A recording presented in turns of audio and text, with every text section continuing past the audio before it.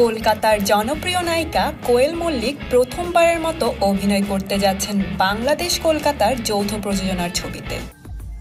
সেই সাথে আরও থাকতে পারে নুসরাত এবং মিমি।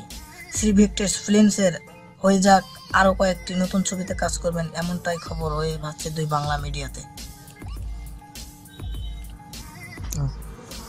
কলকাতার শীর্ষ প্রযোজনা প্রতিষ্ঠান শ্রী ভিক্টরস ফিল্মের প্রযোজনা নতুন ছবিতে অভিনয় করতে যাচ্ছেন শাকিব খান। চলতি সপ্তাহে ছবিতে অভিনয় করার ব্যাপারটা চূড়ান্ত করেছেন শাকিব।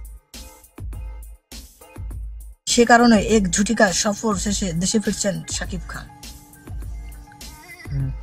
ছবির নাম এবং নায়িকার সম্পর্কেও কিচ্ছুই বলতে চাননি শাকিব খান, শুধু বলেন সময় মতন সবকিছু জানতে পারবেন। এখনো যেহেতু ছবিটি স্বাক্ষর করেনি তাই কিছু বলতে চান না শাকিব খান। এদিকে বছরের আলোচিত ছবি রং বাজাচ্ছে সেন্সরে। জানা যায় 20 তারিখের মধ্যেই সেন্সরে জমা পড়বে ছবিটি। ছবিটিতে অভিনয় করেছেন শাকিব খান, বুবলি, লিয়ানা, লিয়া, নিপা, আহমেদ, চেকুন আলী ও অমিত হাসান।